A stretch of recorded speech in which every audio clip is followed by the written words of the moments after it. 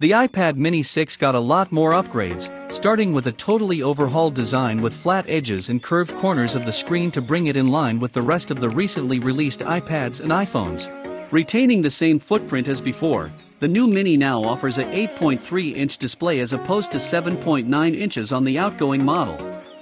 The home button with embedded Touch ID is gone with the fingerprint sensor moving over the power button.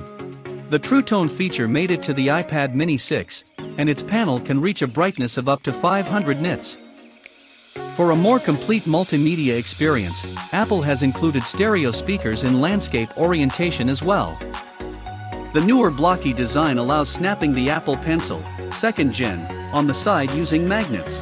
The new iPad mini employs the latest generation Apple A15 Bionic chipset with a whopping 40% jump in computational performance compared to the older iPad mini, as well as 80% leap in GPU performance.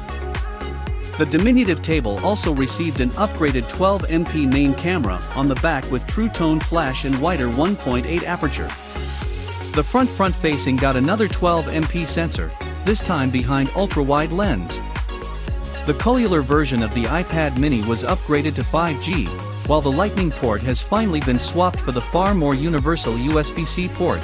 The Wi-Fi only configuration starts at $499, while the cellular one is $649 for the base 64GB version. You can upgrade the storage up to 256GB. Pre-orders for the iPad mini 6 start today with actual shipments beginning September 24th. The available colors are space gray, pink, purple and starlight. Naturally, both new iPads will ship with the updated iPadOS 15 that now offers widgets on the home screen, the system-wide with quick notes, real-time translation with the Translate app, improved multitasking capabilities and notification filter called Focus.